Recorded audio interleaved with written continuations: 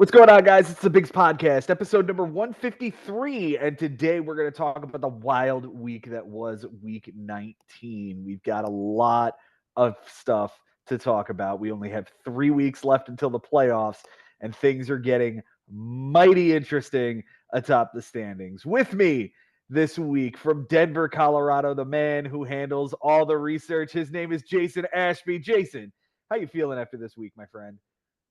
Not a great showing for me, but I helped Josh get a lot closer to first place, that's for sure. Mhm. Uh, but you're absolutely right. The season is coming down to the wire here, and it is just absolutely crazy.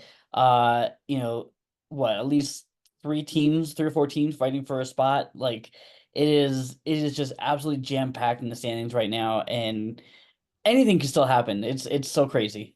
No doubt. It's going to be a wild finish. We are going to see somebody's heart get broken, two somebody's hearts get broken, maybe even more when this thing is all said and done. But let's dive right into this thing. Let's start with the team atop the standings. His name is Mike Haber. He took on one of the teams in the hunt. It's Bobby Russo. And man, Bobby could have really used a win here this week against Mike Haber. Instead, it's a 12-8 win for Mike this week. On Sunday, Mike threw 22 strikeouts to flip that category and take that stat away from Bobby. Otherwise, nothing changed on Sunday. That was it. Close categories. Bobby wins by a win, a loss, 2 home runs given up by a pitcher, 3 walks by a pitcher, 3 ticks on the ERA, 4 ticks on the WHIP, and a relief appearance. It was all pitching that was close this week because Bobby's offense did not come to play. Mike Haber's close categories, he wins by 3 runs, a homer by a batter, 3 walks by a batter, and an error. They tied in triples with nothing. This is a wild, wild matchup. Mike controlling much of the offense, Bobby controlling much of the pitching. But Mike Haber got 8 saves and enough innings in order to make this thing happen. Yeah. It was exactly what needed to happen for Mike to take this. We all saw it on Sunday, just before the Sunday night game. Here they are picking up Tigers relievers. Which one's Mm-hmm. going to come in, which one's not going to come in, who's going to blow it, and with ERA and WHIP being so close. We'll see that that Bobby didn't even play the pitcher that he picked up, and he just was the one that came in. So it was a wild Sunday for these two. No doubt, no doubt. Fighting for every single stat. Yep. For Mike on his bench, he goes 2 for 15. That is a 133 batting average, 4 runs, an RBI, a steal, 3 walks, 7 strikeouts, and an error. The only thing that matters is that error that he kept out of his lineup. Good job, Mike. Way to keep that thing out of there. He used 8 moves this week. He drops Mark Leiter for Michael Massey over 5 with a strikeout. Drops Kiter Montero for Hunter Strickland, who did not pitch. He picked up David Hamilton off of waivers for Hunter Strickland, who was on the bench. Added Trevor McGill to his IL, and drops Adrian Del Castillo for Shea Langoliers over 3 with a walk and a strikeout. Drops Joe Adell for Jesus Tinoco, who was good in his relief appearance. Dropped Adrian Morejon for Tyler Alexander, 5 2/3, a 476 and a 124 over a relief appearance. 5 2/3 in a relief appearance. A bulk reliever, I assume. Bulk reliever Drew Rasmussen started the game when the first two, I think it was. Mm-hmm. And then and that was the plan. Tyler Alexander, they brought him back up from the minor leagues to be the bulk guy for that game. Gotcha. And then he drops Alex Cobb for Joey Wentz, who did not pitch. That's one of Ben's many rants this past week. Joey Wentz and his multiple odd jobs when he doesn't come into the game. The MVP this week is going to be Nick Castellanos. He had himself a hell of a week. I actually got to see him in person for one of those games. But Castellanos, 348 with a 400 on base, 3 runs, 2 doubles, a homer, 5 RBIs, a steal, 2 walks, and 4 strikeouts. The least valuable hitter goes to Reese Hoskins, 118 with a 211, just an RBI, 2 walks, and 8 strikeouts. Cy Young, welcome back from Tommy John surgery. Jeffrey Springs, this guy had himself a nice little start there for for Mike. 5 innings, a win, 7 strikeouts, a 180, and a 1 with only 1 walk. The Cy Yuck is his ace. It's Luis Castillo, which is most surprising. 5 1/3, a loss, 2 bombs, 3 walks, 6 strikeouts, a 6.75, and a 150. Mike did pitch to a 303, just barely not good enough to win that category. As Yeah, Bobby wins it by 3 ticks. but I mean, really, nobody pitched poorly on this team, as you can tell by the 3.03 ERA. I mean, Morejon had a 9 ERA in that one appearance, but I mean, it was really nothing that was really terrible out here. Eric Fetty was not great, but yeah, it was it was really good pitching week. Again, Mike's bullpen kind of paved the way. Calvin Fauché, nothing earned. Brian Walker, nothing earned. Hunter Gaddis, nothing earned. Clase, nothing earned. Ursa, nothing earned. Like this bullpen went to work. Yeah, and they put up 8 saves for him this week. He did get the innings, he got the strikeouts, so those were the big things that he could walk away with without risking anything else at this point. Yep. For Bobby on his bench, he goes 2 for 25. That's an amazing 080 batting average with a run, an RBI, 3 walks. He would have had to be perfect to get those, and 7 strikeouts. But he did have enough innings pitched to flip that. Is that what I'm gathering here? Yeah, so on Saturday and Sunday he had a total of like 10 innings pitched on the bench. And that would have flipped the category, but with ERA and WHIP being so razor thin, you can't go for that. Yeah. Yeah, you have to play to the score and get what you can out of this thing. And he got 8, keeps him in the hunt, keeps him Yep. well within the fight here toward the playoffs. But we shall see if he's able to make up the ground that he lost here. The big thing that happened this week in his moves, aside from him using 9 of them, I believe, he made a deadline trade with Ben Nisman, getting Anthony Volpe for David Bednar. Your thoughts here? Well, so when we were at the game at Yankee Stadium a couple of weeks back, he's sitting there. He says to me, he goes, "I'm gonna get Volpe from Ben," and sure enough, he did. I thought he was meaning like it was gonna happen that night. It took a couple of weeks, but here it happened, and look, David Bednar is the closer for the Pirates, but he's just been dreadful. Every time he comes out now, he gives up at least a run. Um, I like this for Bobby. I think Orlando Arcia is not worth rostering most likely, and now you have a guy who at least is going to play every day at shortstop in Volpe. So Yeah, and he's in a great lineup with Judge and Soto and Stanton. So if he's able to hit atop that lineup or somewhere around those big names, it's definitely a get for Bobby. He goes 1 for 3 with an RBI, 2 walks, and 2 strikeouts the day he got him. He then dropped Scott Alexander for Genesis Cabrera for a clean relief appearance. Dropped Ahmed Rosario for Scott Alexander. Dropped Key Brian Hayes for Leody Taveras, over 4 with 2 strikeouts and an error. Gross. yeah, Dropped Robert Garcia for Rob Refsnyder, 1 for 4 with a strikeout. Drops Taveras for Paul DeYoung, 1 for 4 with 3 strikeouts. Drops Refsnyder for Brian King, who was bad in his relief appearance. Drops King for Andrew Vaughn, 0 for 2 with a walk and 2 strikeouts. And then this is what we talked about on Sunday night. He added 2 relief pitchers. Both of them got into the game, in Bo Brisky and Shelby Miller, but they were both on his bench. That really was, I think, just to protect against Mike picking them up and going after the relief appearance, which I think is really interesting. yeah. It was fun to watch. It was really a real cat and mouse. A real cat and mouse Sunday with these two. Like who was gonna blink first and who was gonna take the chance. Um, I do think it was kind of interesting how like I don't know. I feel like this is definitely an outlier week where none of Bobby's ads worked. No. Everybody struck out. Everybody made an error. Everybody pitched poorly. Like nothing worked from his ads. And it's really disappointing that he hasn't had Kyle Tucker for most of this year now with this random bone bruise injury. Yeah, it's a shin contusion. Like, shake it off and go play baseball. What are you doing? Yeah. He's been on the IL for so long. It's a question of whether or not he's even going to make it back. Um, they say that he's fine to hit, but he can't run, which is really important. Yeah, that makes me think it had to have been more than a bruise. Like there must have been something else going on there. I don't know if there was a fracture or what, but I don't know. I feel like a bruise. I mean, if I have a shin bruise, I'm gonna run. Yeah, yeah. I don't know.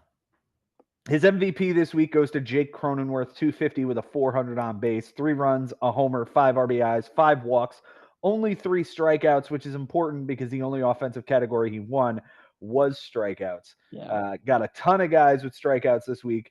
Cronenworth only with 3, so thankful for that.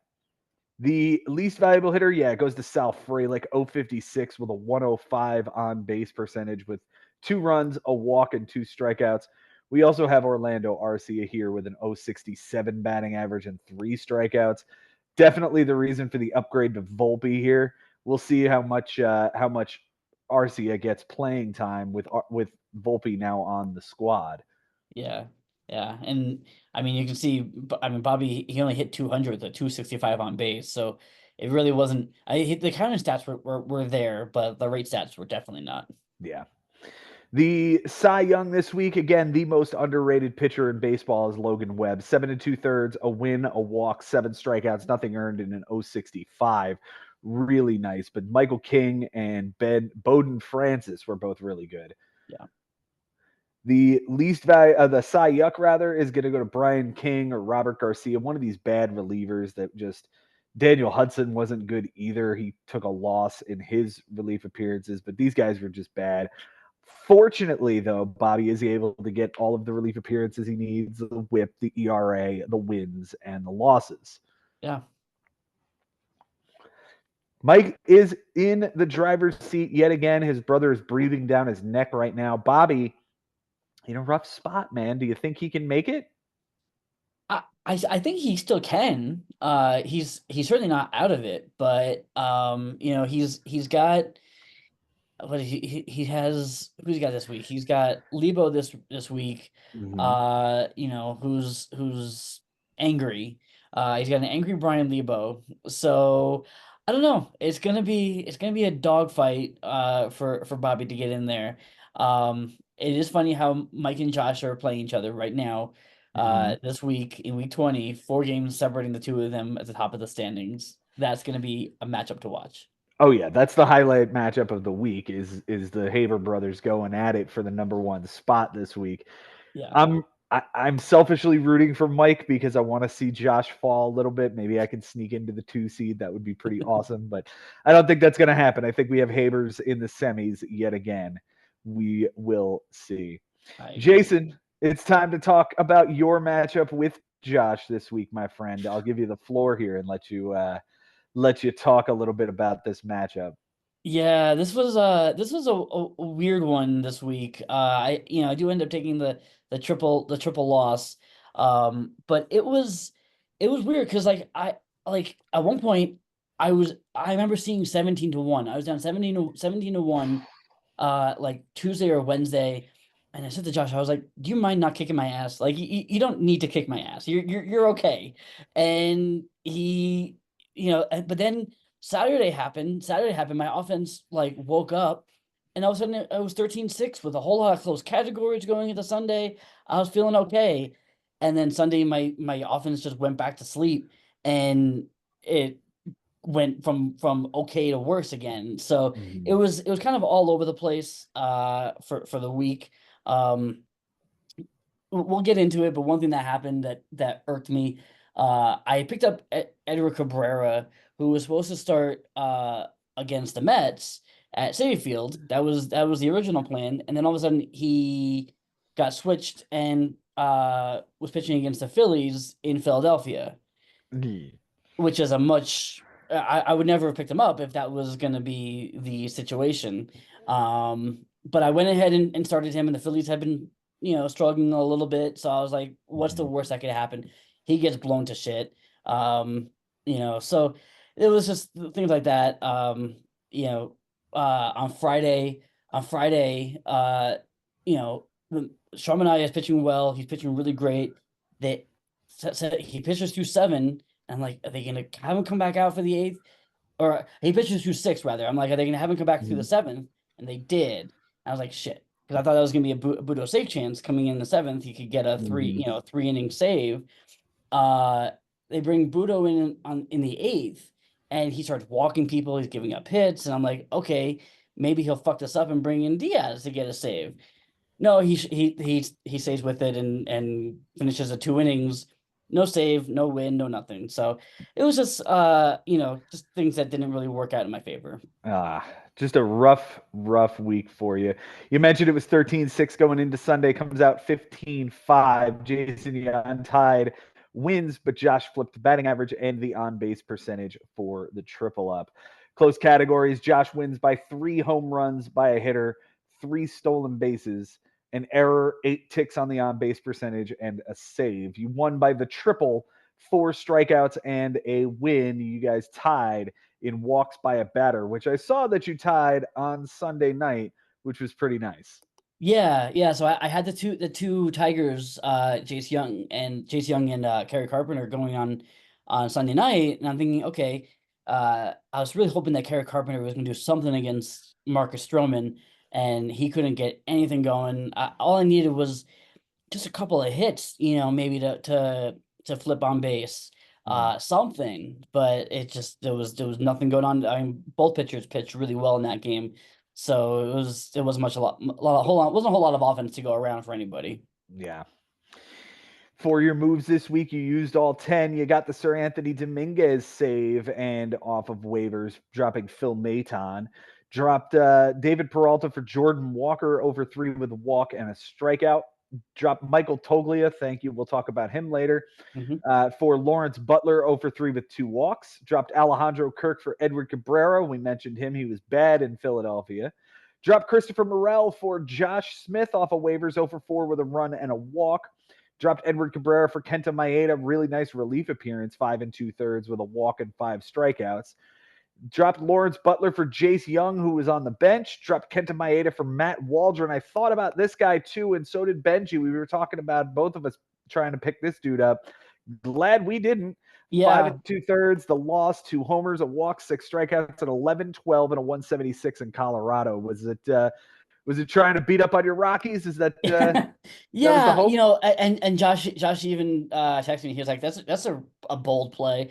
I was like, because at this point my ERA was in the stratosphere, so I'm like, I know I'm going to lose ERA, so let me try and get innings. Let me try and get strikeouts. Maybe he'll fall into a win, because even though it's Coors Field, the Rockies suck.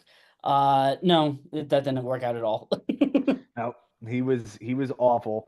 Yeah. And you dropped him for Jordan Montgomery for next week, and you dropped Jordan Walker for Max Scherzer, who's on the IL. But on his way back yet again, I know because I added him and then lost both Derek Law and Brian Presley to the IL, so I couldn't hang on Yep. to him Yep. anymore. And a lot of these moves, a lot of these ads that I made, like Jordan Walker, Lawrence Butler, the Matt Waldron, these were guys that Josh has owned in the past. So I was kind of thinking if there was going to be any fun ghosts of Josh Haber past, but none of them really worked out. I picked up Lawrence Butler thinking he was going to run wild on the Mets during that series.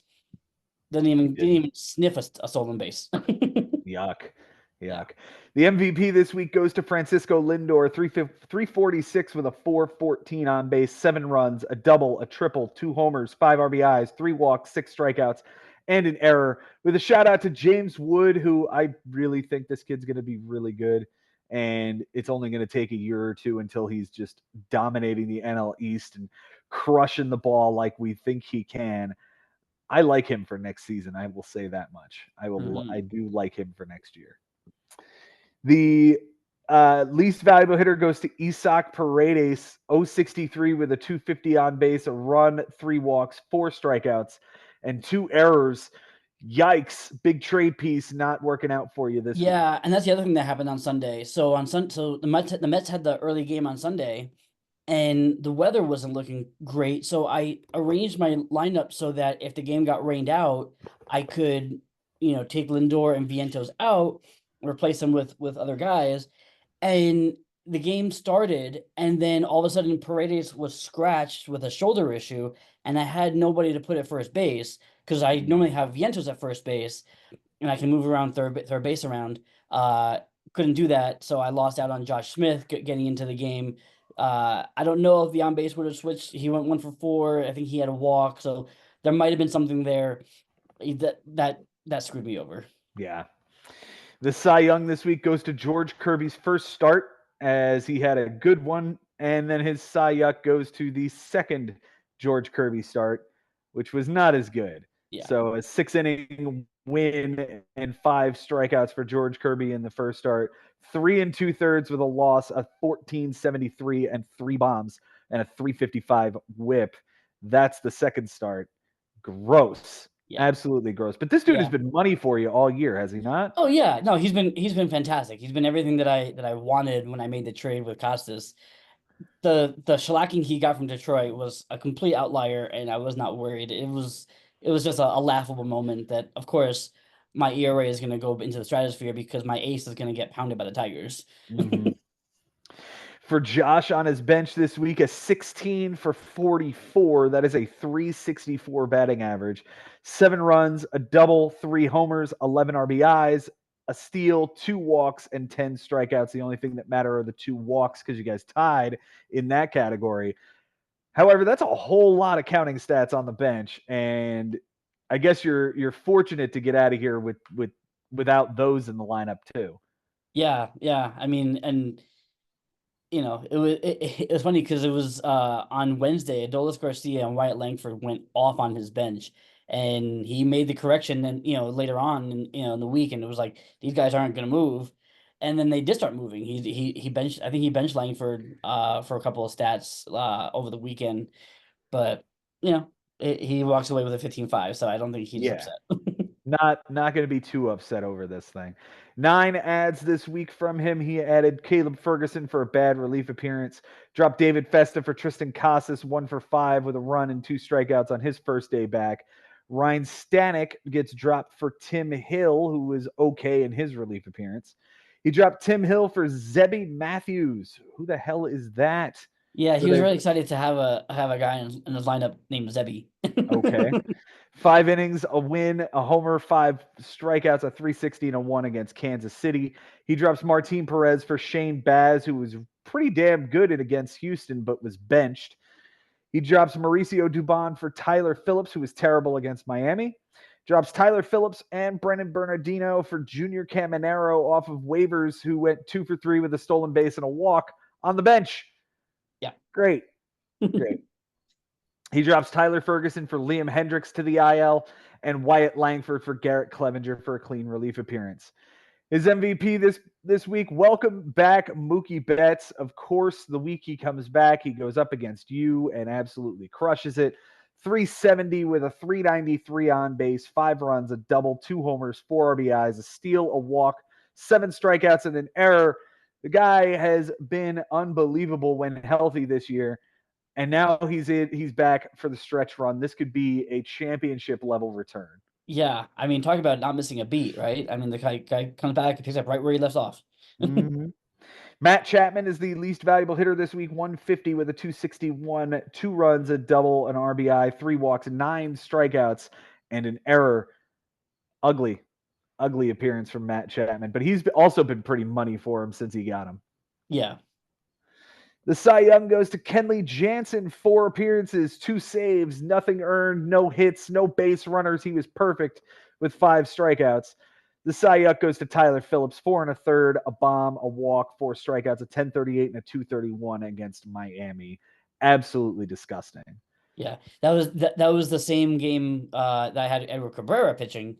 He picked up Phillips because I had Cabrera going. We're like, okay, let's see which one of these guys does better, and they were both terrible, but Phillips was just a little bit better, I guess. Yeah, slightly. Yeah, Slightly. a little less worse. Jason, you are this close to the consolation bracket again this year. You got Frank right in front of you. You going to make it and take on the consolation bracket yet again this year? Damn right. I'm facing Frank this week, and he better bring his A game because I'm coming. I was feeling really good going into this week. I had a nice win last week, but I definitely want to get into that consolation bracket. I'm not ready to be done. All right. As for Josh, we know what he's doing. He's facing off with his brother for the number 1 seed. We'll see if he's able to take down Mike, who has been in first place since week 6. That was 4 months ago. Somebody take this guy out. It's ridiculous. All right, let's talk about my matchup with Frank this week. I enjoyed taking on Frank. I always do. Frank beat me earlier this year 12-8. I do take him down 13-7 this week. It was, what was the score going into this week? 11-9? 11-9 in Frank's favor. Mm-hmm. And on Sunday, I tied wins with a great start from Framber Valdez, untied saves with Josh Hader closing that one out, flipped ERA and whip with 17 shutout innings on a Sunday, and to take nearly all the pitching stats. The only thing that obviously Frank wants back is benching Charlie Morton. He did bench him on Sunday, 7 strikeouts from him against LA, which would have made things completely different. I probably don't start Stroman. Yeah, absolutely. Yeah. That was, and against the Angels, like, I feel like that's a kind of a slam dunk, but Morton had been bad his last few times out. He had been. You're absolutely right about that. So it was understandable why he'd bench Morton for fear of another blow up. I don't think he saw 17 shutout innings from my pitching staff coming on a Sunday. Yeah. Close categories this week. I win by 4 runs, a double, a save, 2 walks by a pitcher, a strikeout by a pitcher, and 3 relief appearances.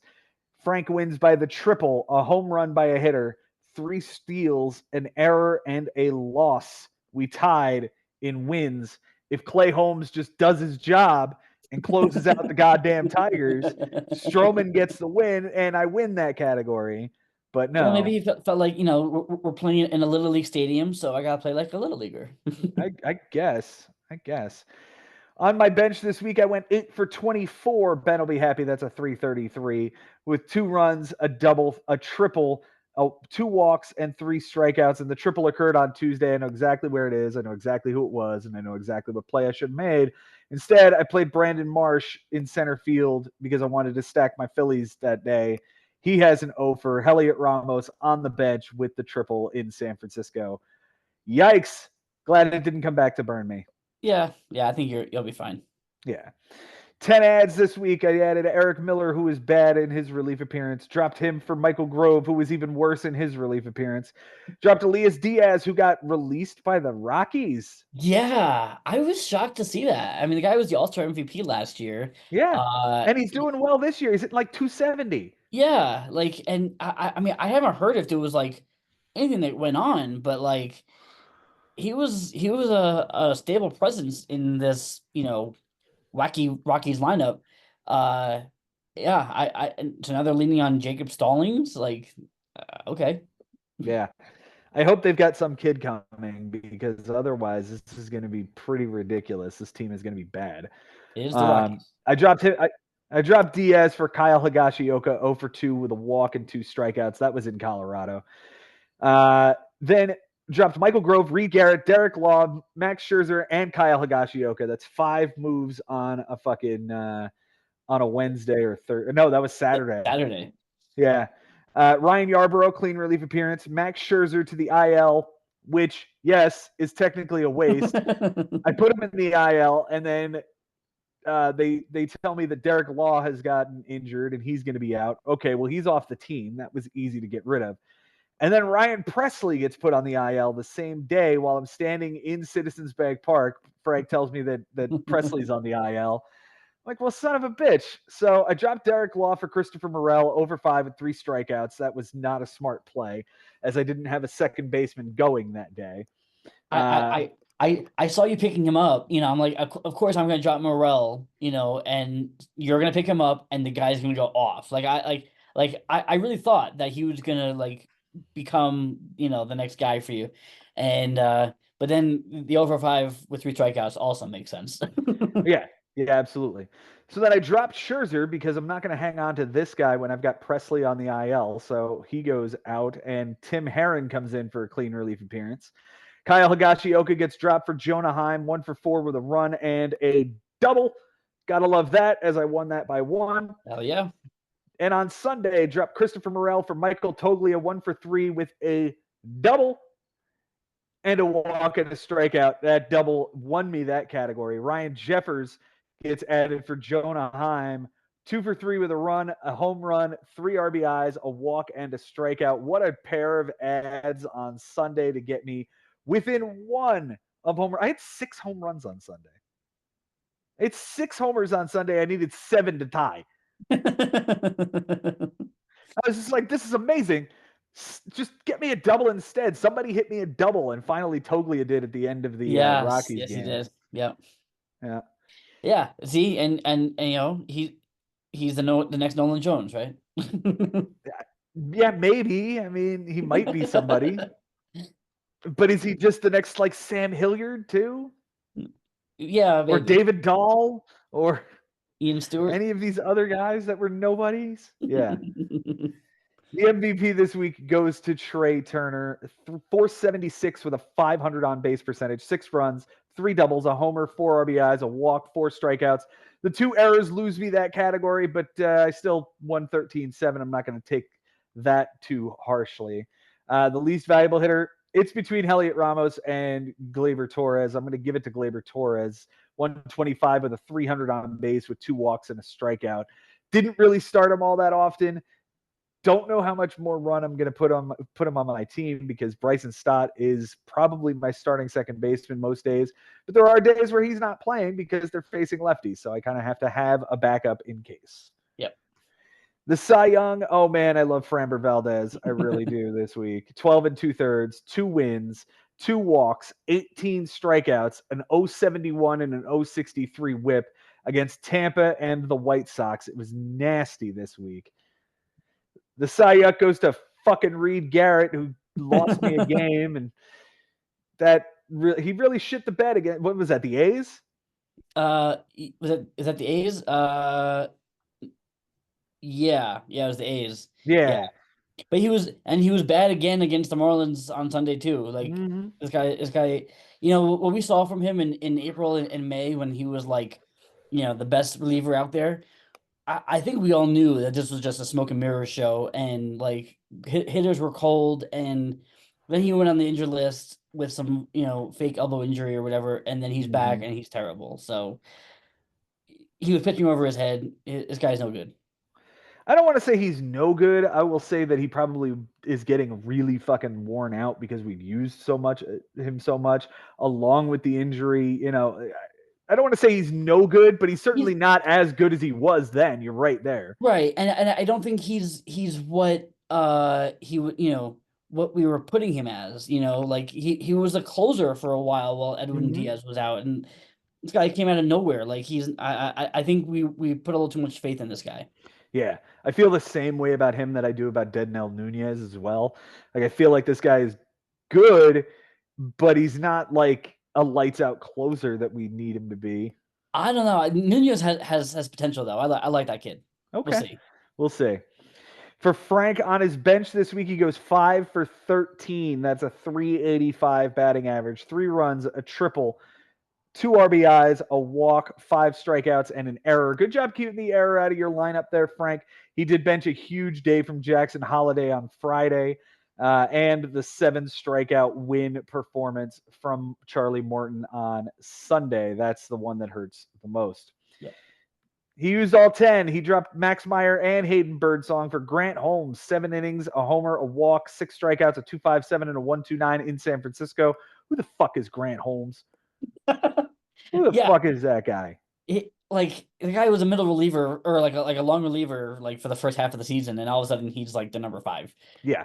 Okay. He drops Adam Duvall and Jose Alvarado for Luke Raley, 1 for 4 with a strikeout. Adds Justin Turner 0 for 3 with an RBI, a walk, and a strikeout. Drops Grant Holmes for John Brebbia, who was bad in his relief appearance on Sunday. Finally drops Ryan McMahon for Whit Merrifield, 1 for 3. Drops TJ McFarland for Hunter Strickland, clean relief appearance. Drops Austin Adams for Keegan Aiken, clean relief appearance. Drops Whit Merrifield for Fernando Cruz for a bad relief appearance. Drops Fernando Cruz and Keegan Aiken for Eli Morgan and Sean Jelly, who did not get into their respective games. That would have been interesting if they could get in and then not strike anybody out. Yeah, I mean, and that was a play, right? Because I mean, you won by three relief appearances, so obviously he's trying to find some way to get that, and to have neither of those guys come into pitch, that's kind of Yeah. disheartening. The real disappointing thing is I started Stroman on Sunday knowing that I was down by 1 strikeout. He Yeah. got me 5 strikeouts, so that put me up by 4. He still had Will Vest and Jason Foley to come in, and Will Vest comes in and he strikes out the side. I was so pissed at Aaron Judge and Volpe and all three of the top hitters in the Yankees lineup strike out against this fucking clown. But then they don't bring in Foley, so I'm like, okay, fine. I don't have to worry about the strikeout now. The MVP this week, Vinny Pasquantino, absolutely wore me out. 308 with a 345 on base percentage, 4 runs, 2 doubles, a homer, 8 RBIs, 2 walks, and 4 strikeouts. The least valuable hitter, Randy Arozarena, 056 with a 190 with 2 walks and 11 strikeouts. That guy has been abysmal this year, and I think I'm off this train entirely. Oh, I was at the start of the year, like, because again we were chasing that 2020 postseason where he went off, and then obviously 2021 he won the Rookie of the Year, but he's never really been. Yes, he had the 2020 20 home run 20 steals seasons, but like Mhm. he never was more than that, and he was looking pretty good when Seattle first made the trade. He had a couple of nice games, but he's been dog shit all season. Yeah, 216 average, 16 homers, 16 steals. He still might get to 2020 this year, Oh, it's but still a bad season. it's a bad season. 42 RBIs, 59 runs scored, not got the good counting stats like he usually does. Yeah. The Cy Young this week, aside from that Grant Holmes clown, is going to be Jose Barrios. 7 innings, a win, a homer, a walk, 5 strikeouts, a 1.29 and an 0.43. That start came against the Angels, so he did start him there. Tyler Molly is the Cy Yuck this week, and I think Frank would agree. 7 2/3, a homer, 3 walks, 8 strikeouts, a 7.04 and a 1.57. He gave up a 3-run bomb to start the day against Minnesota. That came against Ryan Jeffers. Yeah, there you go. There you go. Yeah, yeah. Frank is fighting for his life in that consolation bracket, my friend, and he's certainly thinking he's going to make it. So that means that you're going to be out in his mind. You might want to put a beating on him this week to remind him exactly who you are. Yeah, I plan on it. I plan on it. Frank, I'm not going away. He's not going anywhere. He's the king of the consolation brackets the last few years. We'd like to see you make the regular bracket here next year, there, Jason. That's the goal. That's the goal. And for you, yeah, I think obviously you're a lock for the real playoffs, and I mean, maybe you have a shot for the bye. How you feeling? I don't think I have a shot at the bye. I honestly think that's going to be the Habers. I think I locked myself into the playoffs guaranteed. Even if I lose out the next 3 weeks, I'll be all right. Um, but I think I'm pretty solidified as the 3. I think that's pretty much where I'm going to stand after 3 weeks. Granted, Cody. I have Cody this week, so Cody could make that a completely different picture with a Yeah. nice win out of him this week. But we'll see. We'll see. I like where I'm at. I obviously am going to the playoffs for the 11th straight season, so I'm thrilled with that. I gotta say, like the Haber brothers, that matchup is definitely the matchup to watch. But you and Cody, especially this late in the season, that's gonna be fun to watch too. I'm very interested to see how that turns out. Yeah, we get 1 versus 2 and 3 versus 4 Yeah, in week 20. That's a hell of a this is a playoff preview, boys. Take note of what happens this week. wild. That's a nice transition here. Let's talk about Cody's matchup with Jimmy this week as he took down a nice solid 14-6 win. On Sunday, it looks like it was 11-7 going into, oh no, 10-8 going into Sunday. Jimmy flipped innings pitched, but gave up too many homers and walks and struck out too many times. And Cody flipped RBIs to get the big victory. Cody had a very large Sunday. So close categories this week. Cody wins by 2 doubles, 3 home runs by a hitter, 2 RBIs, 3 walks by a hitter, a strikeout by a hitter, 2 errors, 2 losses, a save, a home run by a pitcher, and 4 walks by a pitcher. That's 10 close categories. This thing was wild on And Sunday. going into Sunday, and it doesn't show because WHIP ended up being pretty widely big wide margin.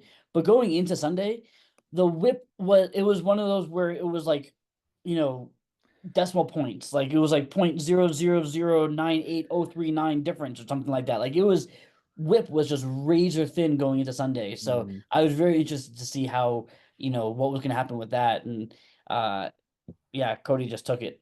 Yeah, Jimmy also had a 1 relief appearance advantage going into Sunday. He blew that out of the water, but still, this was incredibly close. ERA being 3 ticks apart in Jimmy's favor, along with 2 saves and 2 wins are the close categories for him. It's just an insane matchup, absolutely insane matchup that is just comes down razor thin, yet still ends up being a blowout. Yeah. For Cody on his bench this week, he goes 5 for 25. That's a happy 200 there. With a run, 2 doubles, a steal, a walk, and 5 strikeouts, and none of that plays. But if he starts Scooble on Sunday, he ties innings and ties the walks. Yeah. Scooble So wasn't all that good, huh? right. So like it was a good start from Scooble, but he walked 4 guys over 7 innings, so that would have exactly tied innings and walks. So it ended up being the smart play, I guess. It's kind of a wash either way, but when ERA is, it was as close as it was, it makes sense. Yeah. Especially home runs were close. It made sense not to start him against the Yankees. Yeah. He used all 10 moves this week. He drops James Paxton for Sean Jelly, 3 1/3 in a relief appearance. Drops Kyle Freeland for Eli Morgan, who did not pitch. That's a theme among that guy this week for guys who picked him up. Dropped Willie Abreu for Cole Sands, who had a bad relief appearance. Dropped Junior Caminero, Sean Jelly, Eli Morgan, and Randy Rodriguez all on the 15th. For Huascar Brazaban, bad relief appearance. Randy Rodriguez, who got placed on the IL immediately after being picked up. So then he gets dropped for Sam Mole, who had a bad relief appearance. He drops Brazaban for Manuel Rodriguez, who was okay in his relief appearance, and finished it off with Sam Mole, Dylan Floro, and Brian Hoeing all hitting the waiver wire for Jake Cousins, who didn't pitch, Brian Hoeing, who didn't pitch, and then Hoeing gets dropped for Will Wagner after the bell. So I was surprised to see that he let Junior Caminero go. He held on to this guy who, top prospect for the Rays. Mm-hmm. He held on to him in his spot. He picked him up on April 14th. So he held on to him for 4 months. Mm-hmm. And the guy gets the call and he drops him. And the Rays are kind of out of it, so he's gonna play. I was a little shocked to see him hit the wire. I just don't think he's got anywhere to play him between Jake Berger being as hot as he is, Gunnar Henderson having third base eligibility, and the new addition of Royce Lewis. There's just not a whole lot of room to play Caminero every day. Yeah, I suppose. I don't know. I guess so. It was just weird, like to see, especially now Hassan Kim is hurt. Mm-hmm. I don't know. You make a good point, but it was just shocking to see him, after 4 months of hanging on to this guy. Yeah, 4 months, and then he just drops him like a bad habit. Just Yeah. really interesting. The MVP this week is Corbin Carroll, 286 with a 348 on base, 9 runs, a triple, 2 homers, 4 RBIs, 2 walks, and 6 strikeouts. The least valuable hitter is nobody. I mean, you can Everybody find hit. anybody. Even guys with poo-poo batting averages did something. Like this offense just absolutely clicked this week. Yeah, absolutely raked this week. They hit what, 290, I think it was. Yeah, Yeah. 294 with a 357 on base. Yeah, 14 homers, 36 RBIs, 36 runs scored. Yeah, absolutely. This offense just took it to Jimmy this week. Yeah. The Cy Young this week goes to Brian Wu, 7 innings, 6 strikeouts, nothing earned, and an 0.57 whip against the Dodgers. But there Yeah. are plenty of other options here as he pitched pretty damn well. Yeah, I mean they both did. I mean ERA was really close. They both pitched very well, Mhm. but I mean Reagan's was really good. Gosman was really good. Yeah, it was a good pitching week for both of these guys. Yep. The only one that seems to be bad was Mitch Keller. 5 innings, a loss, 2 homers, 2 walks, 2 strikeouts, a 14-40, and a 2 in San Diego. Yikes. Yeah, and I'm pretty sure that's back-to-back weeks of being Cy Yuck for this guy. He's kind of slipping a bit. Little bit, little bit. Maybe the Pirates, maybe he's running out of gas here at the end of the season. That's always my concern with guys who are pushing their innings totals higher than they've ever gone. In the case of Mitch Keller, Yeah. for Jimmy on his bench, he goes 10 for 40. Ben would be happy with a nice 250 there. A run, a double, 2 homers, 6 RBIs, a steal, 2 walks, and 5 strikeouts. That is the only thing that matters here is the 6 RBIs. He couldn't get into his lineup. He lost that by 2. Yeah. His moves this week, he used 8 of them. Drops Manuel Rodriguez for Brendan Rodgers, 1 for 3 with a homer, 2 RBIs, and a strikeout. Drops Josh Smith for JJ Bleday, 1 for 3 with 2 runs, 2 walks, and 2 strikeouts. Love that kid. Think he's going to be good next year, too. Yeah. Drops Andrew Chafin for Michael Otanez, who was a clean relief appearance. Dropped Justin Turner for Andrew Benintendi, 1 for 4. Drops Garrett Clevenger for Cody Bradford, who was good in his start against Minnesota. Drops Bradford for Tim Hill, clean relief appearance. Drops Tim Hill, Nick Martinez, and Carlos Rodon for CNL Perez, bad relief appearance, and Matthew Liberatore, clean relief appearance. The real highlight here is Rodon sucks, and now he's a free agent. Yeah. And the funny thing is, he changed his name to Rodon Sucks well after he dropped Rodon. So he is not a fan of Carlos Rodon. He is mad at Carlos Rodon. The MVP this week goes to Jeremy Pena, 364 with a 417, 2 runs, 2 homers, 2 RBIs, a steal, a walk, and 4 strikeouts. Plenty of other options here. Joey Bart had 4 RBIs. Brendan Rodgers had 5 RBIs. Luis Robert had 5 RBIs. Plenty of guys to hit on here. 34 RBIs, 11 homers. It was a good week for Jimmy. Just ran into the wrong offense this week. Yeah, because again and again, you're gonna hit the least valuable hitter, but you have to kind of scratch to find somebody. Like, I mean, my Cody Bellinger only hit 182, but three RBIs and 2 steals. Michael Busch had a triple. Like, so everybody did something. Yeah. Yeah, Michael Busch is the least valuable hitter with 188 and 278. But again, you said it. He hit the triple, 2 RBIs, 2 walks, and 5 strikeouts. The triple ties that category, so at least he's able to salvage that. Cody Bellinger, you mentioned, had 2 stolen bases. He won that category by 2, so there's not really a reason to put him there. Yeah. The Cy Young, god damn it, it's Chris Sale. It's Chris Sale, and he might be the NL Cy Young, and that just annoys the balls out of me. Oh, it absolutely does. I hate it. I hate it. The Red Sox gotta hate it. It's not fair. No, and Vaughn Grissom has been absolutely nothing for the Red Sox this year. No, so they basically just gave away the Cy Young Award. Yeah. This week he goes 13 innings with a win, 2 walks, 22 strikeouts in 13 innings, 22 strikeouts, a 138 and an 092. The starts came in San Francisco and against the Angels. The Cy Yuck goes to Carlos Rodon, again, no longer on the team. 3 1/3, a loss, a walk, 5 strikeouts, a 1080, and a 240. And then he dropped him. And that start was in Detroit. Yeah. So at least he didn't give a bomb, but yeah, he's been not good this year, man. Really not good.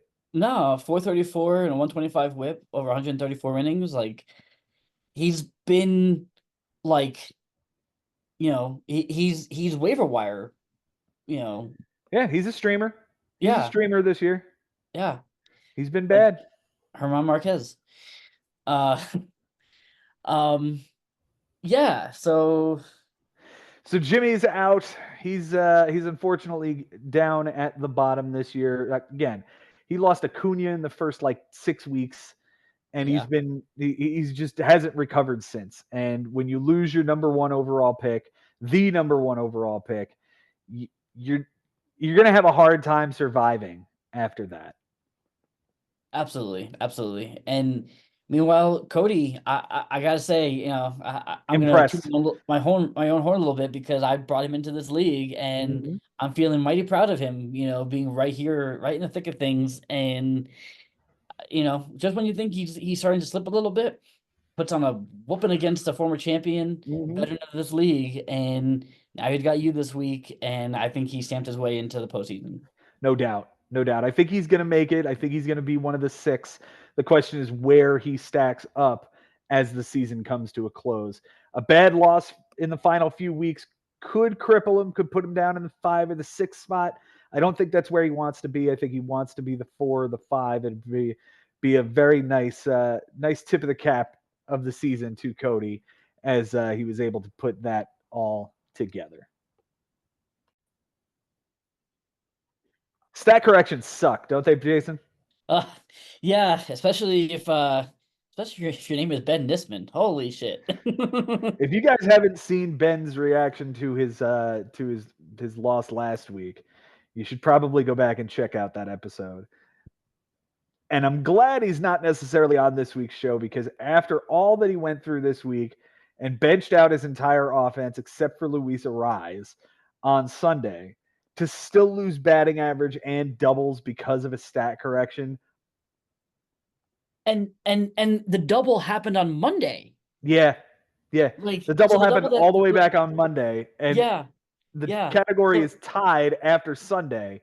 He gets, instead of it being an error, Tyler Fitzgerald is credited with a hit and a double that raises the batting average just that much to get the win and untie the doubles and give Jay the win this week. What an insane, insane matchup. We're going to get into this thing. yeah, just absolutely crazy. Again, the hit occurred on the first day of the week, and it doesn't flip until the week is over. That's just Right. yeah, I'd be throwing furniture. Yeah. Benji is not a happy man. It was 11-9 going in. It was 11-9 coming out until the stat correction, which made it 11-10 in Jay's favor. Close categories this week. Jay wins by a double, 2 triples, an error, 1 tick on the batting average, and a win. Ben wins by 2 saves and a relief appearance. Shout out to David Bednar. We'll talk about him in a minute. Mhm. And they tied in nothing. Absolutely nothing. It was doubles, and then it It wasn't. was doubles, and then it wasn't again. For Jay on his bench this week, he goes 10 for 18. That is a 555 batting average. Holy shit. 5 runs, 2 doubles, 2 homers, 5 RBIs. He would have had to be perfect to make that happen. And 2 walks with 4 strikeouts. Otherwise, none of it plays. 10 ads this week. He dropped Victor Robles for Caleb Ort, clean relief appearance, Colin Snyder, a clean relief appearance, and Brian Hoeing, a clean relief appearance. He drops Caleb Ort for Joe Mantiply off of waivers, a clean relief appearance with a win. He drops Brian Hoeing for Edwin Uceta off of waivers, clean relief appearance. And then later on, I think that guy got the win on the walk-off from Tampa as well to untie that category. He drops Geraldo Perdomo for Matt Vierling, who did not play. Drops Nolan Shanuel for Jose Miranda, 0 for 3 with a walk and a strikeout, but had a triple later on in the week that pissed Ben off pretty nicely. Dropped Eloy Jimenez for Johan Rojas, 2 for 5 with a run, 3 RBIs, and a strikeout. He drops Matt Vierling for Osvaldo Bido, who threw 6 shutout innings against San Francisco. What the fuck? Who the hell's that guy? He finally finishes it off dropping Craig Kimbrell for Fuck Barmer, who had a bad relief appearance. Craig Kimbrell no longer the closer in Baltimore. That belongs to Sir Anthony Dominguez. And this was a guy he traded for, wasn't it? I believe so, right? I think so. He drafted him. He drafted him in the 7th round.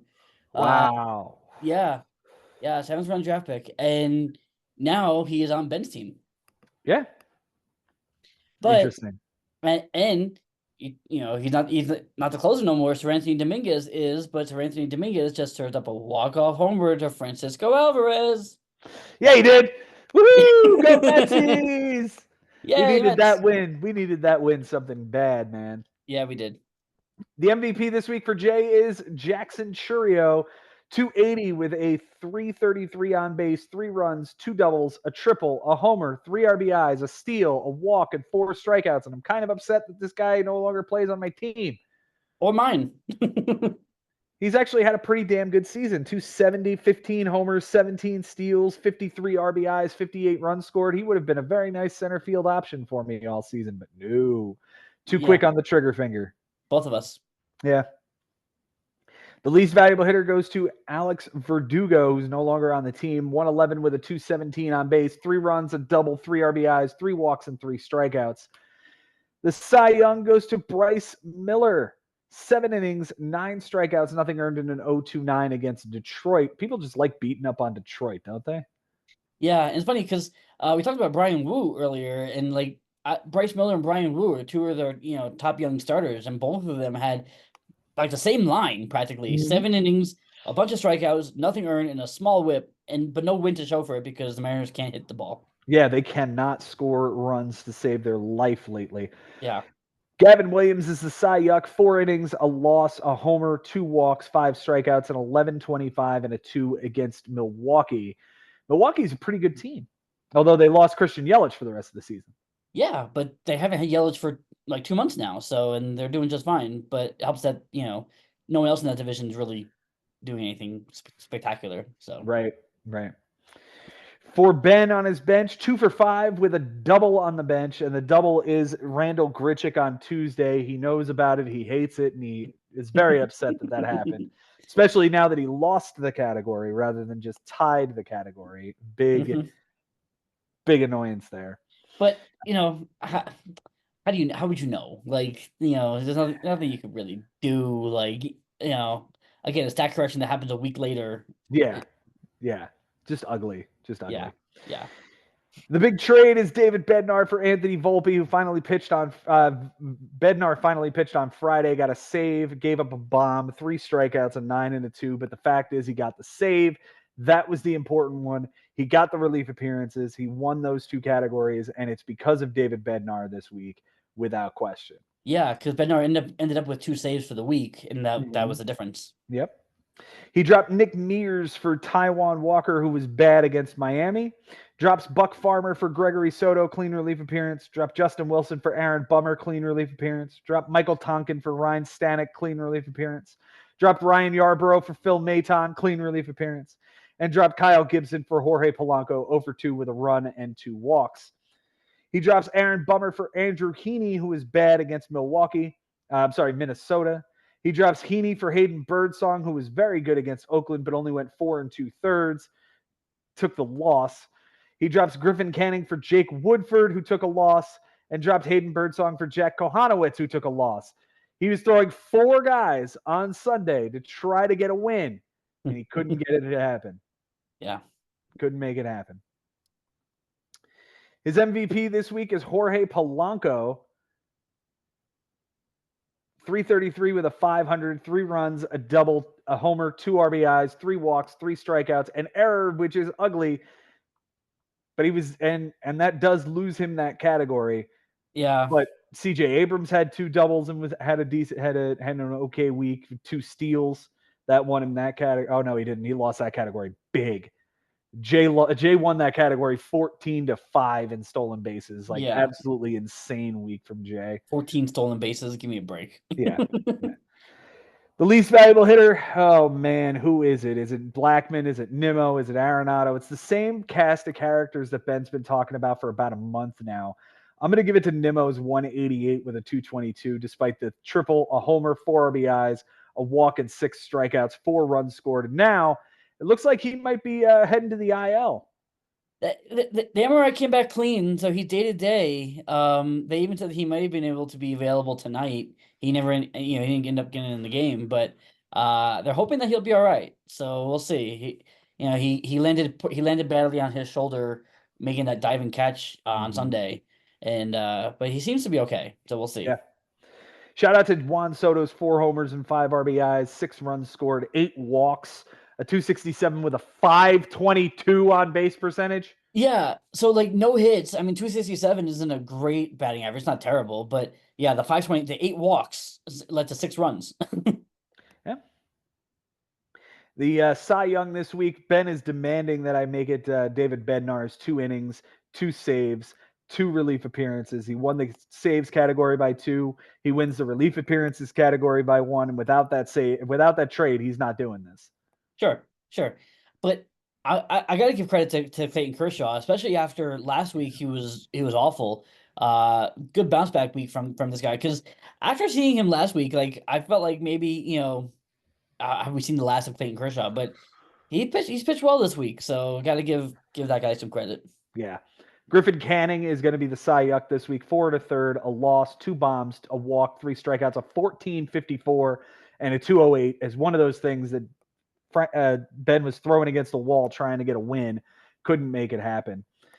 And I'm sure he's very, very disappointed this week in how things turned out. The stat correction is probably the ugliest thing you want to see in week 19. Oh yeah, especially when you're fighting for a playoff spot, is against a guy who's right there behind you in the playoffs. It's nothing can come good out of that. And if I'm Jay, yeah, I'm glad I got a win. I don't know if that's how I'd want the win, but I guess a win, a win's a win. Right. But again, nothing that you did to make that happen. It was the scorer said, "Oh wait, no, that's not an error. That's actually a double." Yeah. Yeah. And he says it a week later. Right. A week later. Yeah. Absolutely insane. Insane. Yeah. I asked this question to Ben last week. I'm going to ask you the same question. It's Benji, Bobby, Henry, Jay, and Cody. 5 spots, 5 guys for 3 spots. Who's out? Oh boy. My I think I love you, Jay, but I think Jay misses out. I think he does. It'd be a heartbreaker, because I know how hard he works and I know how dedicated he is to the day to day. Some of the moves makes me a little uneasy, so I'm gonna say that Jay's out, and I th- I think Bobby's out. Okay. Yeah, I think Henry makes it. He showed us last year that he is for real, and I think he's really just gonna kick it into gear here the last couple of weeks. And I've already said that Cody's in, and Ben's Ben. I think Ben's definitely gonna be into the playoffs. Definitely going to be in the playoffs, according to Jason Ashby. You hear that, Benji? Definitely going to make the playoffs. All right. We shall see. I take no liability. Well, that's a nice segue. Let's move on to Henry's loss here this week. Opportunity knocked, and Henry was not home as he took on Mike Sherman and takes an 11-8 loss. This would have been a really nice week for Henry to gain some ground on the guys ahead of him. He is sitting very pretty in 6th, 7 games over 500. So that's really a spot that is envious of many others in this league right now. There are quite a few guys who would love to be sitting 7 games up with 3 weeks to play. Yeah, you take a loss. I mean, yes, it's one you probably should have had, but even with the loss, you're still sitting in the playoff spot. So Yeah. I'm not worried. I'm not too worried. It was 12-8 going in.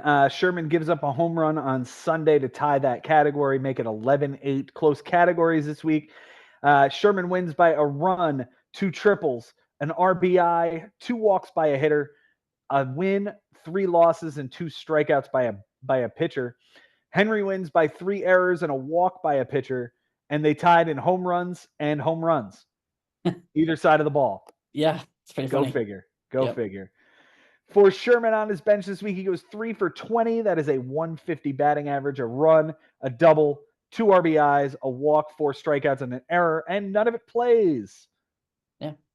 Is this right? Mike Sherman used 8 moves this week. Dude, I wake up Monday morning and I see all the notifications from Yahoo on my phone, and it's Kershaw for passover, Kershaw for passover, Kershaw for passover.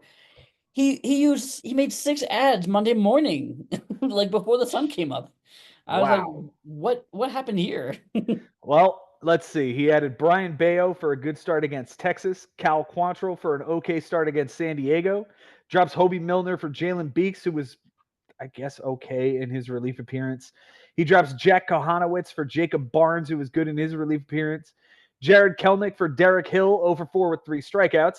And drops David Hamilton for Kike Hernandez, 1-4 with a run. That is Monday. And then he waits all the way until Sunday. Drops Jacob Barnes for Kai Bush, who was benched, and Derek Hill for Bradley Blaylock, who was benched. These guys were both good in their starts. They were really good. Especially Blaylock against the Padres at Coors Field. Yeah, that was like, but I don't, it was just a weird week. Yeah. Even the Cal Quantrill. So Cal Quantrill, he picked him up. He was scratched from his start over last weekend, and there was thoughts about maybe him going on the IL. He picked him up on Monday when he really didn't have a start scheduled, and it wasn't until later in the week that they said he was going to start Friday against the Padres.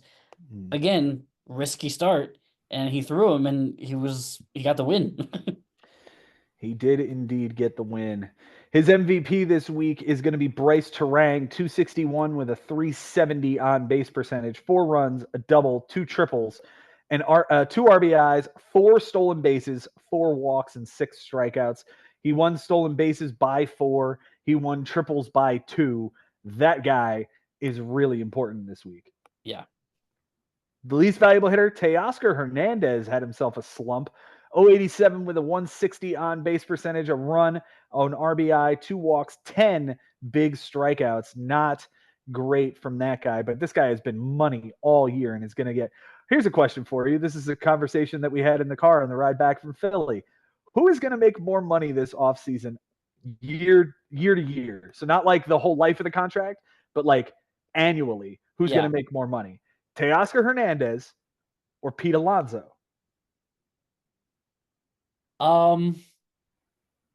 My guess is probably I have to see the I don't know how old Teoscar is, but I would say probably Teoscar. I think Pete's gonna go out for a big lump sum, whereas Teoscar probably can settle on a 2-year with a big annual value.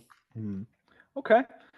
We'll have to wait and see what the offseason brings. But yeah, Teoscar's having a great year this year. 265 batting average, 26 homers, 80 RBIs. He's probably going to get close to 100 RBIs by the time season's over. Be very and 30 bombs. Yeah, absolutely. The Cy Young this week goes to Brian Bayo. 12 innings, a win, a homer, 6 walks, 11 strikeouts, a 150, and a 1. The Cy Young goes to Nick Lodolo, 2 1/3, a loss, a bomb, 2 walks, 2 strikeouts, a 30.86 ERA, and a 4.29 WHIP. Holy shit, this was terrible. He gave up 8 runs in 2 1/3 against Kansas City. Yeah, he got just shellacked. 13-1 was the score in that game, and it's the second. I think it's the second time. Yeah, the second time in 4 starts that he gave up double-digit ERA. It hasn't been pretty for him since coming back from the IL. No, and he's what? He's just not good. He's just not good. Like the Reds have put their faith in this kid along with Hunter Green, and this kid is just not good. No. For Henry on his bench this week, he goes 9 for 33. That is a 273 batting average. 2 runs, 2 doubles, an RBI, 2 steals, 7 strikeouts. Meadows with the RBI on Sunday, and Dominguez is 0 for 4 in the lineup because he had to play Dominguez. He traded Kershaw for him. Yeah, and like he finally in the big leagues, playing in a little league stadium. I get it, but it just didn't work out. Yeah. And Parker Meadows gets the RBI that would have tied that category on Sunday. That is the big play. Yeah. 8 ads this week for Henry. He drops Bailey Falter, DL Hall, and Sam Mole for Santiago Espinal, 0 for 2 on the bench, and Gary Sanchez, 1 for 3 with the walk. He drops Gary Sanchez for Carson Fulmer, who was awful against Toronto. Drops Carson Fulmer for Nick Sandlin, who had a clean relief appearance. Nick Sandlin for MJ Melendez, 1 for 4 with a double. Drops Jose Soriano for Drew Festa, 5 innings, 6 strikeouts, and a 360 against Texas. Drops Festa for Jorge Lopez, who didn't pitch, and MJ Melendez for Michael Tonkin, who did not see the field either. The MVP this week, is there even a question? Who is it? It's Bobby Witt Jr. I mean, like... Of course it's Bobby Witt Jr. It's Bobby Witt Jr. every week. Yeah, I have to look back, but I don't think has there ever been somebody else on this team that's been the MVP besides Bobby Witt? Maybe Jurickson Profar for a week or two. Maybe. But like it is Bobby Witt every week this year. Yeah. 409 with a 519 on base, 7 runs, 2 doubles, 3 homers, 4 RBIs, 4 walks, 2 strikeouts, and an error. On the season, Bobby Witt having himself just an enormous year. 25 homers, 25 steals, a 350 batting average, 107 runs scored, 91 RBIs, and we are not yet even close to September. No. And Gary Cohen on the Mets broadcast keeps saying how, there's never been a shortstop to go back to back 30 seasons. Talking about Francisco Lindor maybe doing it. Bobby Witt is definitely going to do it. Yeah. Yeah. Bobby Witt's within 5 of each of them. I don't see a way he doesn't do it. While batting 350. Like 350. you'd be happy with those numbers and him batting 275, 260. He's batting 350. Yeah. Yeah. He's insane. And if not for Aaron Judge, he probably would be the AL MVP. Oh, hands down. Yeah. Yeah. The least valuable hitter is Dylan Moore this week, 071 with a 133, a run, a double, a steal, and 7 strikeouts. Not a great week for that guy. The Cy Young goes to Zach Eflin. 6 innings, a win, a homer, 8 strikeouts, a 150, and an 083.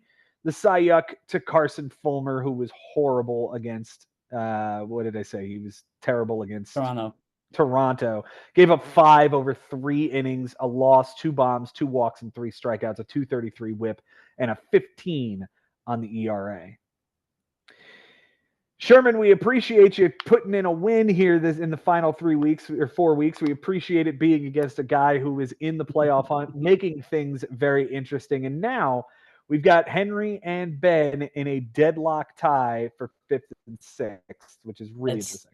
Yeah, that's gonna be wild. And the rest of Henry's schedule is Casas this week, then Bobby, and then Josh. And Josh, could be battling still there for top spot. So Bobby could be battling to get in. So there's still a lot going on there in Henry's schedule. And for Ben, it's Sherman this week, and then Casas and Bobby. So following the same schedule as Henry, which is kind of interesting. And Bobby is the one who's most interesting. He's got Ben and Henry on the schedule in the final 3 weeks. So if he's going to make a move and push to this playoffs, this is the opportunity. You got to win 2 out of these final 3 weeks, and you got to beat the guys ahead of you in the standings. So this is going to be something for Bobby to really lock in on the final 3 weeks. Or it's an opportunity for Ben and Henry to really solidify their spot in the playoffs and knock Bobby down a peg. Yeah. It's going to be so much fun to watch. It's going to be amazing. It's going to be amazing. Let's move on to the penultimate matchup this week. We're going to talk about Adam Lowenstein taking on Ari Nisman. Adam getting himself back into this thing, a 12-7 win, but I don't know if there's enough time for him to make up the ground. He's like 9 under. He's got a lot of work to do in the final couple of weeks, but if anybody's going to do it, it's going to be this guy. Yeah. But his schedule, he's got Jimmy, Cody, and you. So I'm not. I don't love those last 3 weeks for Adam, but hey, it's the big, right? Anything can still happen. Anything can happen. He can absolutely go on a run here in the final 3. He's going to have to take down 2 former champions and what is easily the rookie of the year this year. On Sunday, it was 12-5 going in. It ends up being 12-7 coming out as Adam flipped walks by a pitcher, untied losses. But Ari tied RBIs and took too many losses to make the score just that much closer. So, again, 12-5 going in, 12-7 coming out. Close categories, Adam wins by a triple, 2 losses, 3 saves, and 3 walks by a hitter, or by a pitcher, rather. Ari wins by 2 strikeouts by a batter and 2 errors and a win. They tied in RBIs and stolen bases. For Adam on his bench, he goes 7 for 31. That's a 226 batting average, 5 runs, a double, 4 homers, 7 RBIs, which would have definitely won him the category, 3 walks, and 13 strikeouts. The 7 RBIs is really what plays here, as they tied in that category. He had 4 on Wednesday. He had Jonathan Oof. India hit 2 home runs on the bench. Oh, that's a killer. That's an Yeah. absolute killer. Yep. He made 4 moves this week. He drops MJ Melendez. He picks up MJ Melendez after his game started and then dropped him for David Peralta, 2 for 4 with a homer and 2 RBIs. Looks like you made the right decision there. Yeah, it's funny because I saw it happen. It was that was on Wednesday. It was it was one of the early games, and I wasn't sure what time the Royals game started, and then it started, and then I saw the MJ Melendez. I was like, is that for tomorrow? And then he dropped him. I was like, nope, he meant to not pick him up after the game started. Yep. So he drops MJ Melendez for David Peralta. Also drops Tim Herron for Andrew Vaughn, 1 for 4 with a double.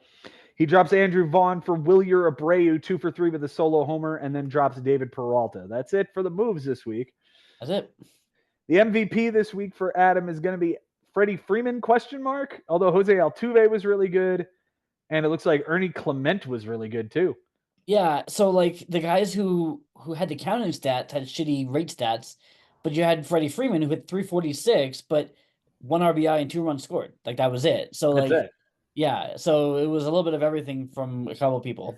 Yeah. We'll go ahead and give it to Altuve, who's like the nice mix of both. 269 with a 321 on base, 5 runs, a double, a homer, 3 RBIs, a steal, 2 walks, 5 strikeouts, and an error. The least valuable hitter goes to Brian Reynolds, 143 with a 182 on base, a run, a double, a walk, 7 strikeouts. The Cy Young goes to Raisel Iglesias' 2 saves across 3 relief appearances, nothing earned. He also got a win there, 4 innings pitched. Also, shout out to Devin Williams, who got him 3 saves and 3 clean relief appearances. That was pretty nice as well. Yeah, we talked about Devin Williams, earlier in the season because Josh drafted him, stashed him for a bit, and then dropped him early in the season. Mm-hmm. And Adam scooped him up on waivers and has held on to him forever. And now he's back, and he is the Brewers' closer. Like Yeah. I know there was some questions, but I don't think there was ever really a question, and here he is. Yeah, especially now with Trevor McGill being down and all the other guys that they use not panning out. Abner Uribe, who's just absolutely terrible. Yeah. This guy's stepped right in and is taking his job right back. Yep. The Cy Yuck, who the hell else is it but Robbie Ray? 2/3 of an inning, a loss, a home run, 3 walks, a 67.50 ERA, and a 6 WHIP. That start came against Atlanta. Yuck. Oh, I mean, just absolutely laughable. Like I get it's the Braves, but the Rays haven't really been that great this year. And 5 runs and just getting 2 outs. That's horrible. awful. It's horrible. For Ari on his bench, he goes a nice 32 for 123. Go ahead, do the math. I dare you. 32 for 123.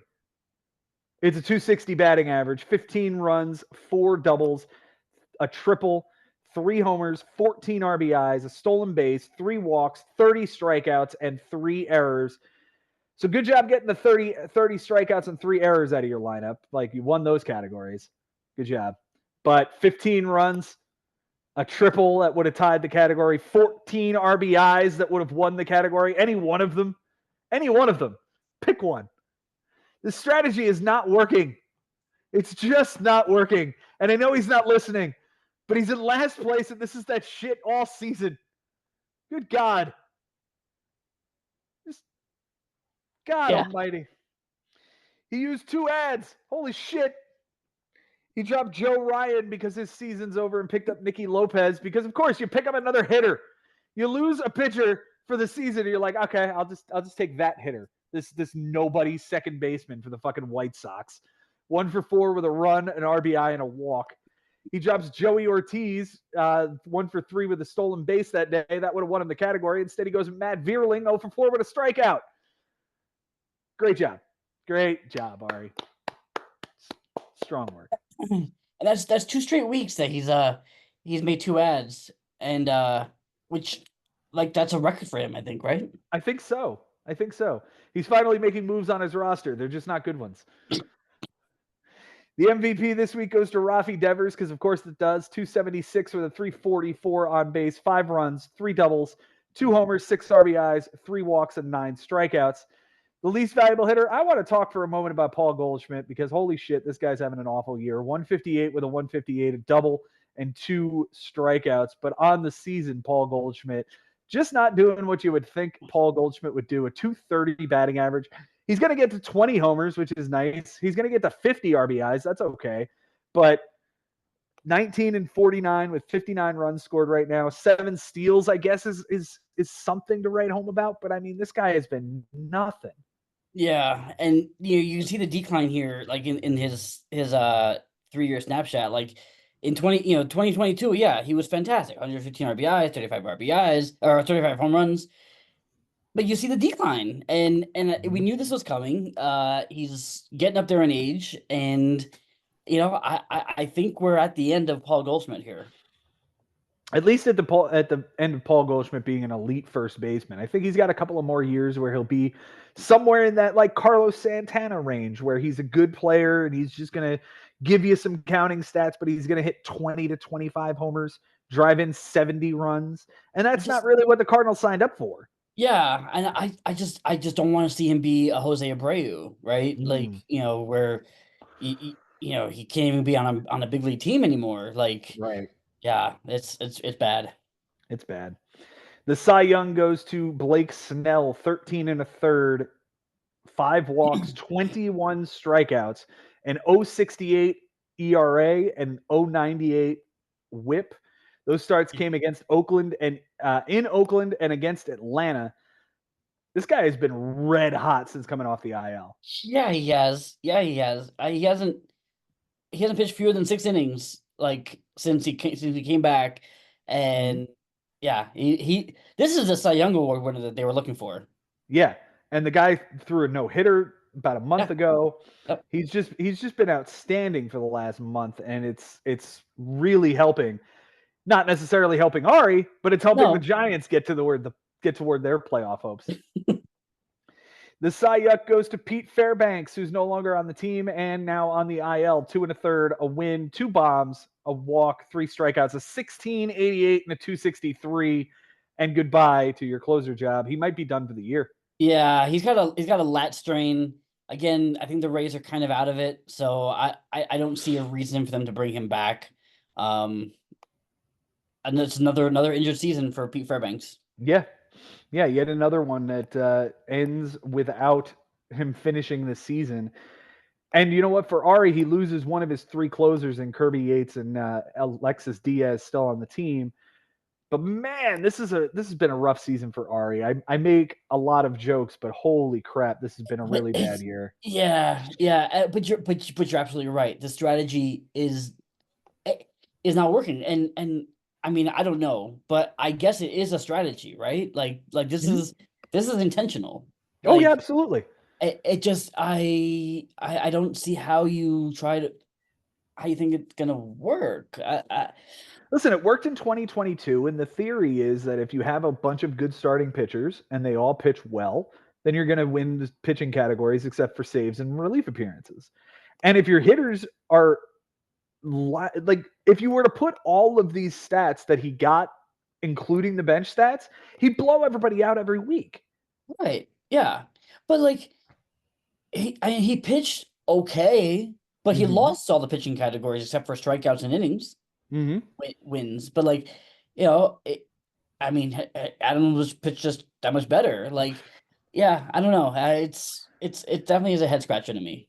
It's one of those things where at this point you know how to play Ari because this is how he's going to play his team. And yes, Ari is going to win matchups just based on the fact that it's fantasy baseball. But week after week, you're not going to accumulate the wins in the fashion that you want to see from somebody. I'll get off of Ari here because at the end of the day, like, he's not listening and he's not going to change the way he plays. Adam gets a good win here, gets himself in contention for the playoffs. He's going to have to do some work here over the final weeks in order to make it happen, but he's in a spot where it could happen. He's going to have to put on one hell of a display here over the final 3 weeks against two former champions and Cody. Yeah. Yeah, mathematically he's still in it. Of course. Yeah, I just it's going to be a very uphill battle, that's for sure. No doubt. All right, let's get to the final matchup of the week. We're going to talk about Brian Lebo, who took on Costas Paragis this week. And why can't I find them? There it is, because Brian changed his team name again to Fat Lady Almost Singing. Almost. Almost. He's warming up. He's 19 under 500. We had a nice run here in the second half to try to make it interesting, but unless he blows out teams in the final 3 weeks, the season's almost over. Yeah, I think she's singing. Yeah, I think she is too. On Sunday, it was 11-7 coming in. It ends up 12-8 as looks like Brian Untied wins, but Costas gets walks by a batter in order to keep the victory. For close categories, Costas wins by 2 doubles, 2 triples, 3 walks by a hitter, and an error. Brian wins by a home run by a hitter, a win, a save, and 1 walk by a pitcher. They tied in losses. For Costas on his bench, he goes 11 for 33. That's a beautiful 333 with 2 runs, 3 doubles, 7 RBIs, 4 steals, 2 walks, 4 strikeouts, and none of it plays despite the large amount of counting stats. The only thing that would have mattered is if he hit a homer, and he didn't. Yeah. And he won all the offensive categories. Yeah. So it was a very interesting bench. Like you said, a lot of stuff there, but it didn't matter. But none of it matters. Only 3 ads this week from Costas. He drops Fernando Cruz for Oswaldo Cabrera, 2 for 5 with 2 runs, an RBI, and a stolen base. He drops Cabrera for Mitchell Parker, who was terrible against Philly. Drops Christian Yelich, rest in peace, his season, as he's going for back surgery. That's great. Yeah, and he's had these back injuries for years now, ever since kind of, after those MVP seasons. Yeah, that's gonna take a hit. I'm probably gonna be off of him next year. Oh, no doubt. I think I'm out on him as well. And finally, he drops Yariel Rodriguez for Drew Rasmussen, who was great as an opener against Arizona, but he was just an opener. Yep. His MVP this week, man, keep talking shit about Brenton Doyle. He's going to keep telling you to go fuck yourself. 304 with a 360 on base percentage, 6 runs, a double, a triple, an RBI, 2 stolen bases, 2 walks, and 6 strikeouts. He gave up Julio Rodriguez for this guy, and it looks brilliant. Yeah, I gotta say, I gotta tip my hat, because Julio has been, he's been hurt, and he hasn't. When he's been on the field, he's been all right. But he hasn't been on the field very much. Brenton Doyle is just raking. No doubt. Brenton Doyle on the season, man, he's having a great year.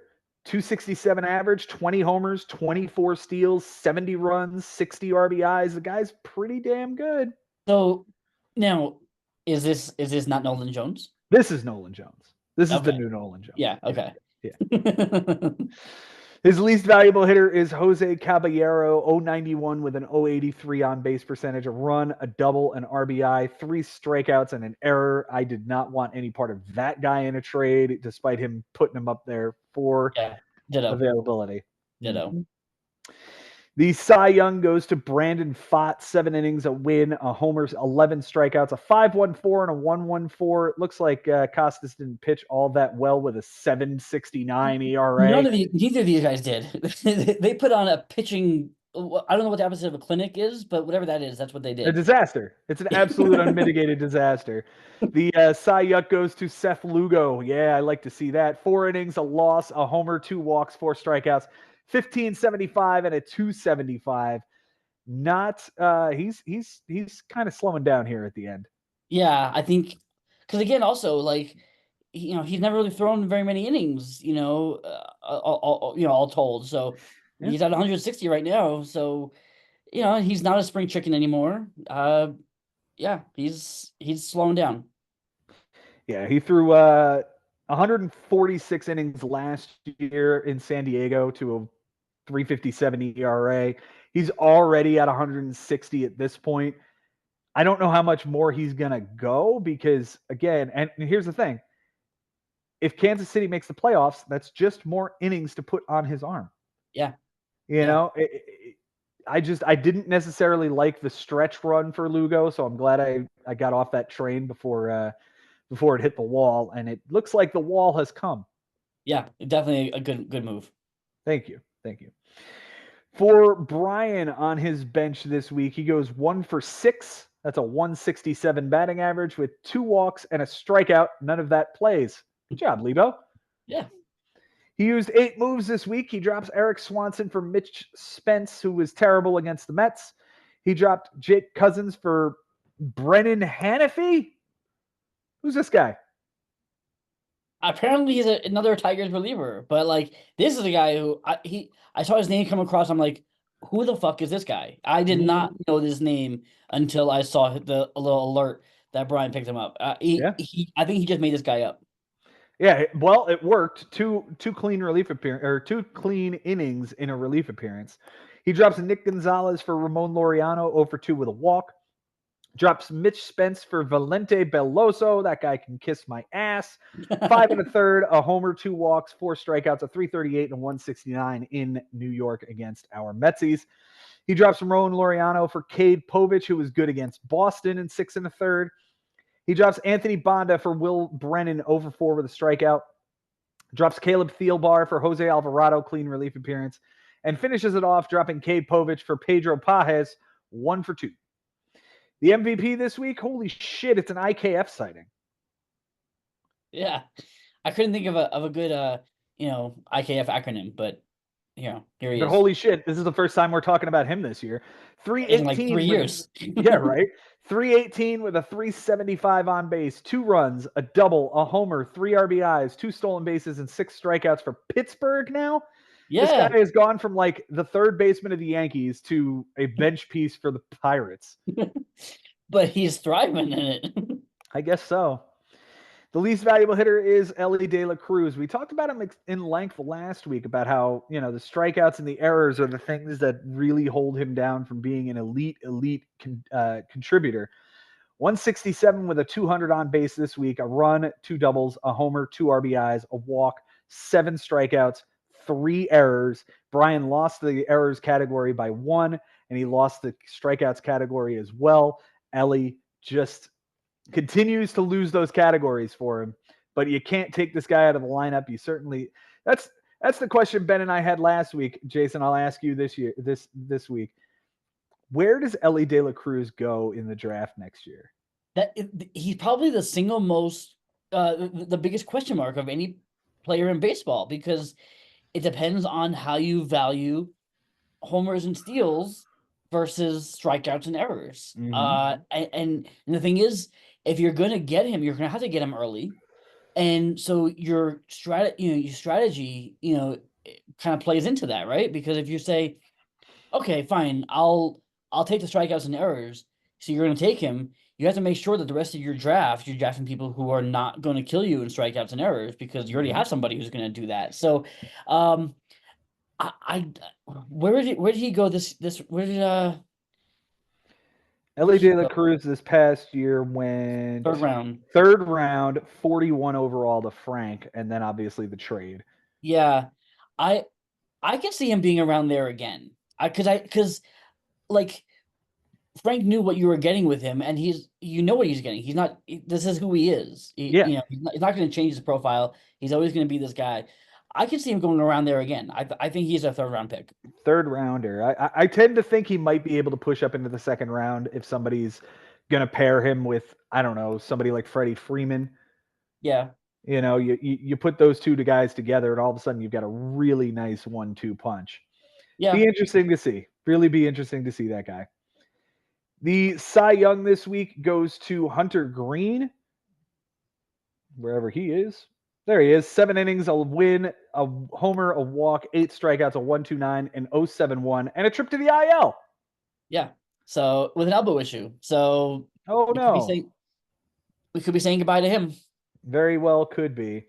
The Cy Young goes to Mitch Spence, who was terrible in his start against the Mets, a 16.88 and a 2.63 across 2 2/3. Yikes. Yeah. If Brian is still technically in this thing, then so is Costas. Like, Brian is what, 19 under? Costas is 20 under. So like, if one's in, the other's in. I just don't think either one of them is going to make it. No, they're in the consolation bracket. No doubt. No that's what doubt. they're They're in. Yeah. definitely in that. They're Yeah. definitely in that this year. Jason, it's time for managers of the week, my friend, and it's been quite an interesting week. So I'll be interested to Yeah. see what you got for your number 3 here. Who's your number 3 manager of the week? Yeah, this is a very tough week to pick out managers. My number 3, um, let's give it to Mike Haber. Uh, you know, he's sitting on top of the league. Took a big, basically, I won't say ended Bobby's season, but made the rest of Bobby's season very, very difficult. Yes. By giving a 12-8 victory. So, hats off to Mike Haber. Yeah, Mike Haber had a great week. Unfortunately, he's going to miss my top 3 because I'm going to give Mike Sherman one here. He winning 11-8 over Henry really makes Henry's final 3 weeks interesting. He could have taken a really big loss here this week to Henry, and nobody would have batted an eye, and people would have been like, "Oh yeah, that's kind of expected." But he got the win here, and he made some moves in order to make it happen. So power to you, Mr. Sherman. Thank you for being a spoiler this year. Thank you for playing as hard as you did. Jason, who you got at number 2? So tough. So tough. I'm gonna give number 2. I'm gonna give it to Cody. I'm gonna give it to Cody. The big win. Again, I think stealing his way into the playoffs.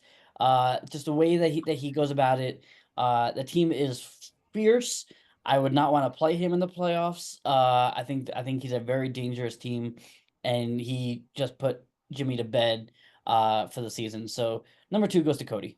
Yeah, I was gonna give my number 2 to Ben if the week finished the way it was supposed to, Yeah. but with the stat correction and Jay taking that win, I can't give it to Jay. Like No. he wins because of a stat correction. No, so now that entire matchup just goes on the wayside, and I'm gonna have to agree with you. Cody getting a 14-6 win over a former champion, absolutely beating down this guy and solidifying his playoff run is Cody Pyatt. So congratulations to Cody. Who you got at number 1, and why is it Josh Haber? You know what? Yeah, I understand why it's Josh Haber. I'm gonna give it to you though.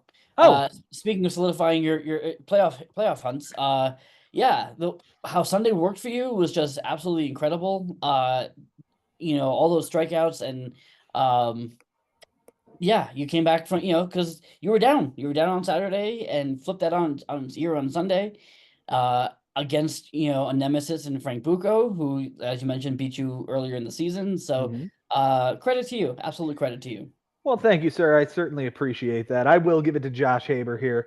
15-5, solidifying his spot at the top of the standings, more than likely solidifying a bye in the playoffs with 3 weeks to go. He could still get the number 1 seed if he beats his brother this week, so we're going to have to wait and see what happens there. Jason, it's going to be a really interesting week 20. Dude, it's gonna be a very, very interesting week. Like again, like we talked about, you have 1 versus 2 and 3 versus 4. I mean, that's what you sign up for, in week 23, right? Like this is gonna be an absolute incredible week, and the finish for the season is just gonna be so amazing. Yeah. Yeah, we are coming down to the wire. Things are looking amazing to make a really fun and memorable finish this year. Somebody's hearts are going to be broken. There are going to be broken hearts this year. It's probably going to be 2 or 3 teams that are going to be on the outside looking in, but it's going to be an amazing finish. Jason, thanks so much for being here with me and getting this marathon episode taken care of. Hey, we took care of it, and happy to do it. It's again, being in battling for the consolation bracket means that I can just kind of sit back and watch y'all kind of beat each other up, and I can just eat the popcorn and enjoy the show. Enjoy the show. That is in fact what you'll be doing. I'm enjoying this final 3 weeks sitting where I am. It's like the fiddle in the middle between the 2 top guys and the battle down there. I'm happy right here. Uh-huh. I'm happy just being in the middle and knowing that I'm going to the playoffs. So I am a happy guy. Guys, thank you so much for watching and being here with us. Until next time, it has been real, it's been fun, and it is always real fun in the bigs. We'll see you next time.